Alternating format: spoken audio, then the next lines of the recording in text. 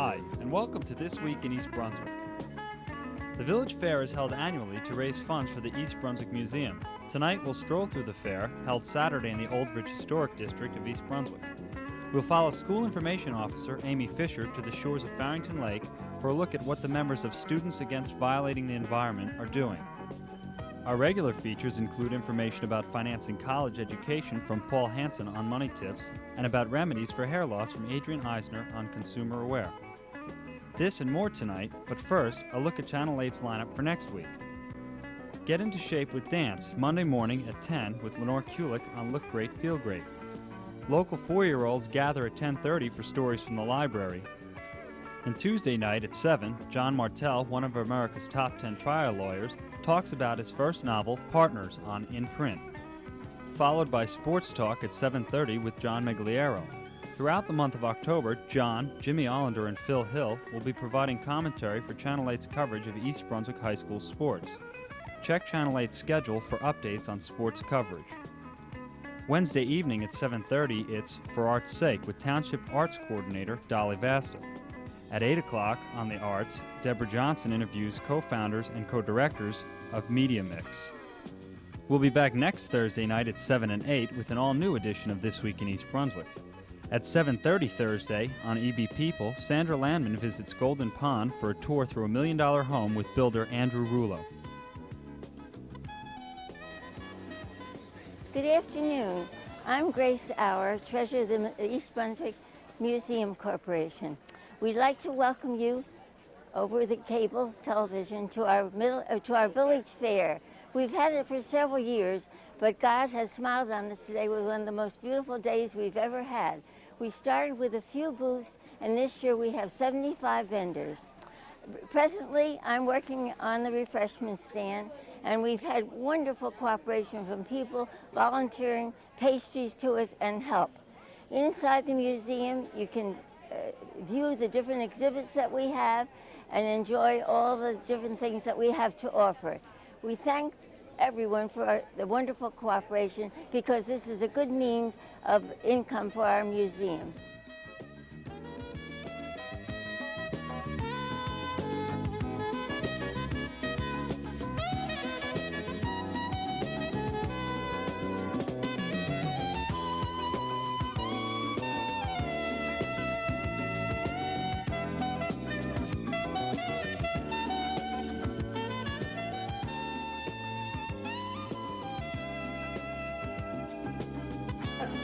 Hi, I produce a line of pottery that's all handmade. I work in two different mediums. I work in the porcelain, which is the white clay, and then also the terracotta, which is a red form of clay. Terracotta is over 7,000 years old. It dates back to ancient Egypt. Actually, it predates the Egyptians. It goes to the Phoenicians. It's an old form of clay that absorbs an oil and it keeps a room fragrant. And the porcelain is a fine white clay. It's all hand cut, and I usually make wind chimes out of the porcelain clay. And they're all distinctive, they're all handmade, and they all have different tonal qualities because of the density of the material. And everything's all original work. They're distinctive items, and I'm real pleased with them. They're nice quality. Hi, I'm Linda Cole with the Posy Peddler, and I'm here at the 13th Annual Village Craft Fair. I'm also here with Betty DeWigan, who does toll, and Donna Metz, who does ceramics and the jewelry. And I've been doing silk flowers now for about 9 or 10 years, and I also do weddings and special orders. We have open houses throughout the year, mainly around the holidays. We have a lot of different craft items out here. We have specialty items for gift items and your decorating needs, all kinds of holiday items. We have a lot of country crafts, and we'd be glad to work with you if you needed something done special. And come out and see us sometime.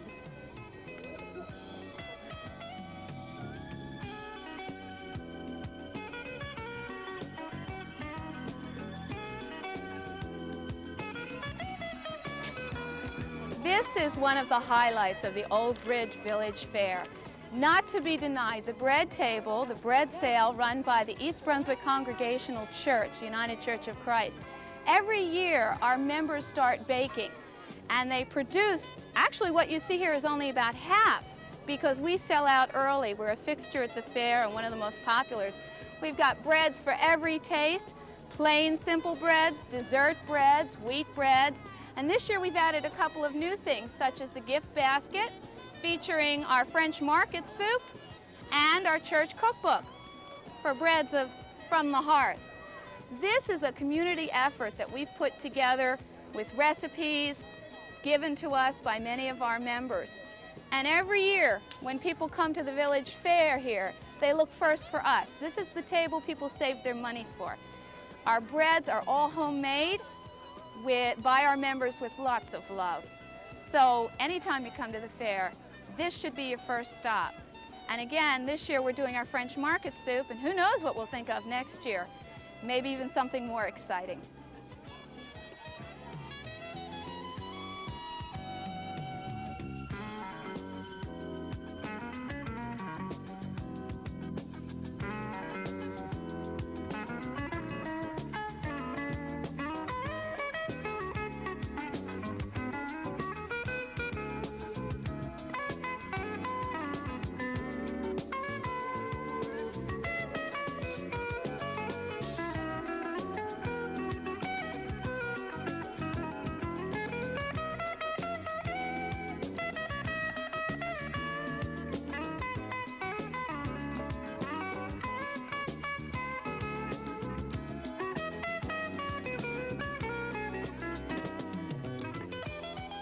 Hi, I'm Amy Fisher, and I'm the Information Officer for the school system. On this beautiful day, I'm out at the shores of Farrington Lake with Sandy Horvath and Shirley Reed, who are the co-advisors of S.A.V.E, a club at East Brunswick High School. Hi, Sandy. Hi, Amy. What's happening here today? Well, we're having the first of our fall cleanups. Our group S.A.V.E initiates a bunch of cleanups around East Brunswick, and this is the first one. We've got a great day today, and we've got nearly 50 people out here today. We've got some students from North Brunswick. I guess about 12 students from North Brunswick showed up, and here we are cleaning up the environment. What are you finding here? Basically what we found a lot of last year, a lot of glass, beer bottles, aluminum, general garbage. As you can see, we've picked up some tires and a lot of metal. Nothing unusual from what we found last year. You're weighing all the garbage you pick up today. How many pounds do you expect to get?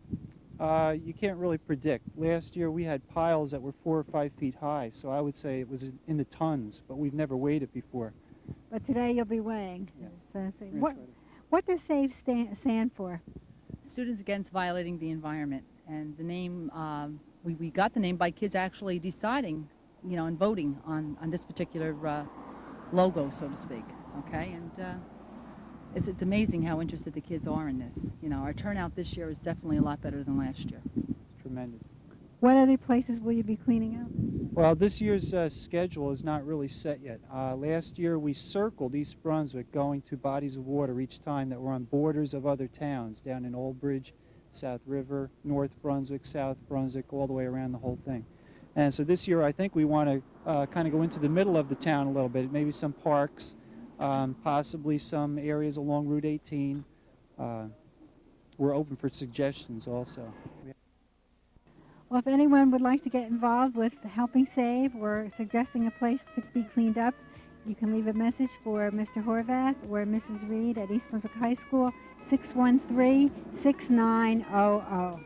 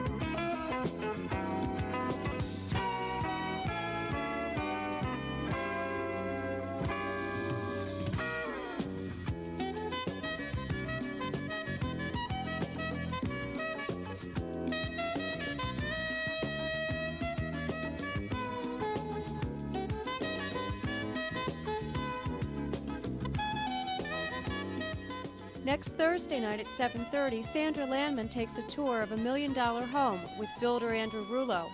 Join them now for the start of the tour and next week for the whole house.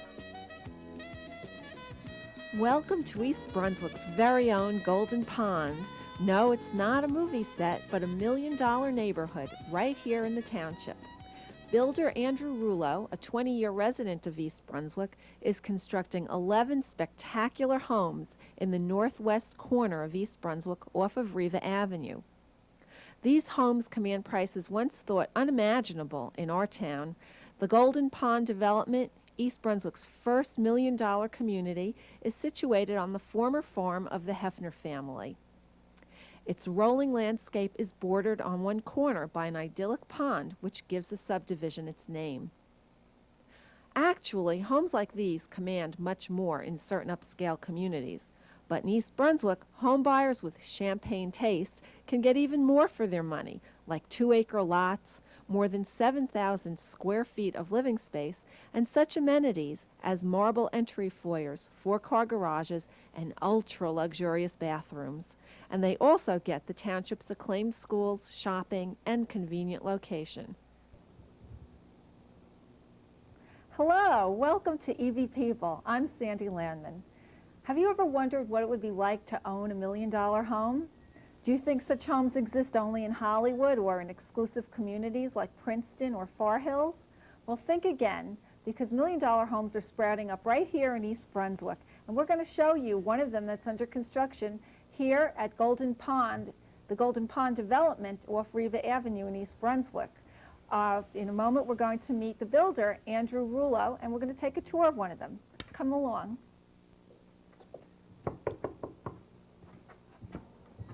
Oh, hi, Sandy. Welcome to Golden Pond. Thank you. It's a pleasure to be here.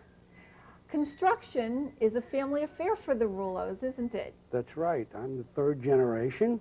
My son's a 4th. We're all in it. I have 5 brothers and a sister, and we're all in construction. And this is your development here? Yes, this Golden is my Pond. pride and joy, Golden Pond. 11 homes, you know, very distinctive, all on 2 acres plus. Why build $1 million homes in East Brunswick? Well, for the longest time, I felt that East Brunswick has been an undersold area of the state. It has a lot more to offer than, you know, other areas that have been given the name and don't have as much, you know, in the way of schools and location as East Brunswick does. Really? And do you get more for your dollar? $1 million home in East Brunswick, is that going to be more than a $1 million home in Princeton, say? A $1 million home in East Brunswick will put a house to shame in Princeton. Really? You get a lot more in East Brunswick. Mm-hmm. So it's a desirable place. I believe it is. And it's proving it. I only have 3 lots left of the original 11. And we're getting a lot of area residents that are interested in staying in East Brunswick. Well, it's a magnificent development in an interesting area. Why don't we take a look at one of the homes here that you have under construction? Terrific.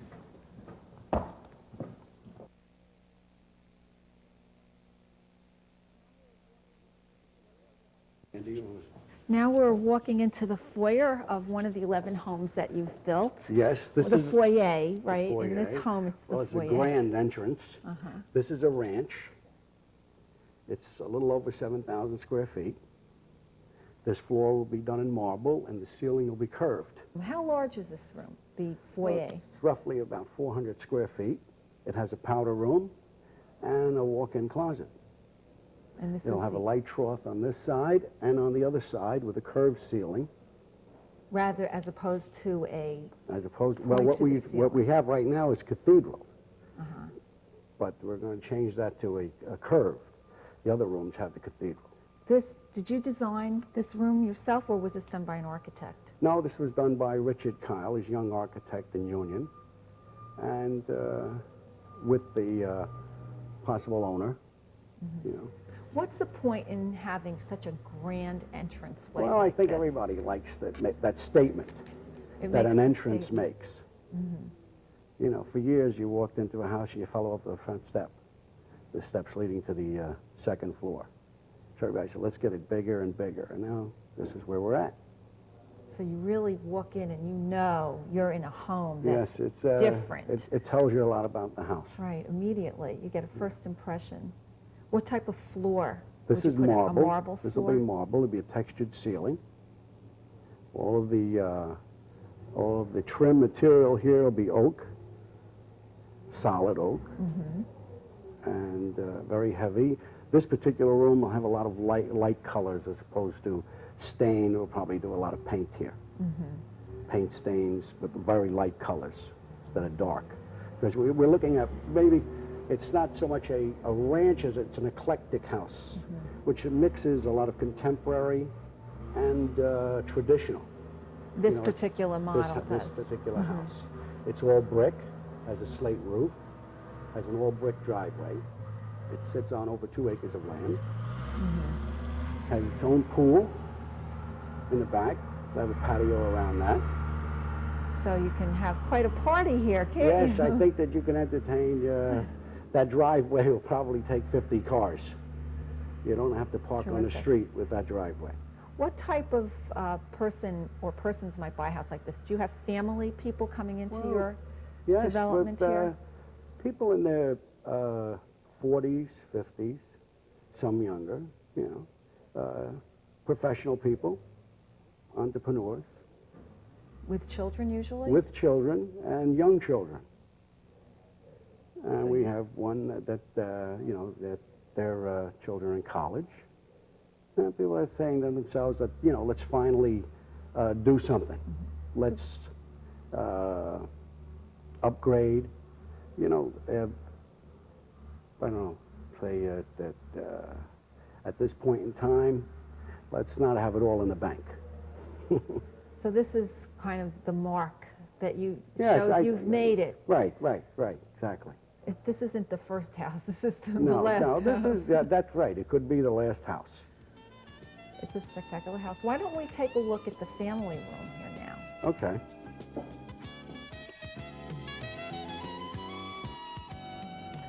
This is Paul Hansen from You and Your Money with this week's Money Tip. Paying for college is a major problem facing parents today. In fact, recent surveys have shown that after planning for retirement, college education cost is the second financial concern of Americans. Unfortunately, many parents put off the decision to face the college problem until their student is in the last years of high school. Because of rising costs of college, most parents are applying for some form of financial aid. Adequate planning should be considered when filling out the FAF form or the standard financial aid form, which all colleges utilize in evaluating a family for financial aid. There are services available which a parent can take advantage of so as to have a sample financial aid calculation prepared for them so they know what their expected family contribution is to be. This is Paul Hansen with this week's Money Tip. Hello, and welcome to Consumer Aware. I'm Adrienne Eisner, Director of the East Brunswick Consumer Affairs Office. The Food and Drug Administration has announced it will ban the sale of any non-prescription hair cream, lotion, or other external product claiming to grow hair or prevent baldness. The FDA said that it had provided several opportunities for manufacturers to provide data, but that no manufacturer has been able to show that its product works. As a result, the FDA will ban the products, usually sold by mail or through barbers or beauticians, when the final regulation becomes effective in January 1990. From then on, manufacturers of any non-prescription drug of this type would have to provide the Food and Drug Administration with proof of its safety and effectiveness before being able to sell it. While the ban specifically covers only products for external use, the FDA stresses that there is also no evidence that other products taken by mouth, such as vitamins or food supplements, retard baldness or grow hair. This final regulation on baldness products is an outcome of an expert advisory panel's review and recommendation. The panel evaluated numerous ingredients, including lanolin, olive oil, wheat germ oil, and vitamins. The panel and subsequent reviews of this data by the FDA found no adequate support for any of the non-prescription ingredients as baldness cures or preventatives. A prescription drug, a 2% topical solution of minoxidil that is applied externally, is the only product approved by the FDA for stimulating hair growth on the crown of the head in individuals with male pattern baldness. According to the FDA, nothing done to the hair shaft once it emerges from the surface of the scalp will influence hair growth. To demonstrate that an ingredient is a hair restorer, it must be proven that the active ingredient gets into the hair root and stimulates hair growth. The most common type of baldness occurs in men over an extended period of time, and it is an inherited trait. Because a sudden excessive hair loss or an unusual pattern of hair loss may have an underlying medical cause, the agency recommends that anyone having such a problem consult a doctor promptly. If you have any further questions about this issue, please contact us at the East Brunswick Consumer Affairs Office. Our office is open from 9 to 5, Monday through Friday. We are located in the municipal building. The telephone number is 390-6954. Thank you for joining me on Consumer Aware. See you next time. Welcome. I'm Doug Halvoxsen, Director of Consultation and Education for the Middlesex County Mental Health Clinic. With me today is Claire Kazi, Outreach Coordinator for Women Aware. Claire, what is Women Aware? What services do you offer? What's it all about? Okay, Women Aware is a private nonprofit agency that provides services to battered women and their children. We provide a 24-hour hotline. We have a shelter in a confidential location. We also have an outreach office in New Brunswick at 5 Elm Row, which is right across the street from the courthouse. At our outreach center, we provide confidential drop-in counseling. We have free support groups. We also have legal advocacy for women who want to use the domestic violence law to get protective orders of protection, restraining orders. All of our services are free and confidential. When you say battered women, who does the battering in terms of eligibility for your services? Does it have to be a spouse? No, it can be any partner. It must be, according to the law, to get the protection under the law, it must be someone who is either married, a couple that have had a child together, a family member of the opposite sex, or a couple that has lived together at some time. But in terms of our services, anybody who wants services can, call for counseling. Any woman who's been abused, psychologically abused, emotionally abused, as well as physically abused. You say the domestic violence law. That law also dictates how the police are to be involved? The police respond, yeah. The law is pretty specific on how they must respond. So that's, since 1982, we've had that law. Claire, thank you for being here. With me today has been Claire Kazi, Outreach Coordinator for Women Aware. For further information on Women Aware, you may call the hotline at 249-4504. 249-4504. I'm Doug Halvoxsen, Director of Consultation and Education at the Middlesex County Mental Health Clinic. Thank you for watching. The flag at the East Brunswick Municipal Complex is flying at half-mast following the death of Public Safety Director Joseph Forrar last Friday. The veteran police official had been fighting a long battle with cancer. Joseph Forrar was appointed to the top law enforcement position by Mayor Jack Sinagra on January 1st. Forrar optimistically accepted the position during a remission of his cancer. Forrar was a lifelong member of the East Brunswick Force and worked his way up from patrolman in 1960 to director this year. He was the only one ever to be promoted to the position from within the department. Township officials, fellow officers, and others remember Forrar as a cop's cop, never forgetting what it was like to work the streets. Forrar's many achievements included beginning the drug enforcement program in East Brunswick and cracking down on truck safety enforcement. Joseph Forrar was also a devout family man and dedicated to the Roman Catholic Church. The service for Forrar was held on Tuesday, October 3rd, and was attended by an estimated 900 people. 500 of those were police officers from state and local forces in the central Jersey area. Township officials stated that they will not search for a replacement until the official mourning ends. Mayor Sinagra and the council have decided to name the public safety wing after Forrar. The flag outside that wing will fly at half-mast for 30 days to commemorate the work and dedication of Joseph Forrar.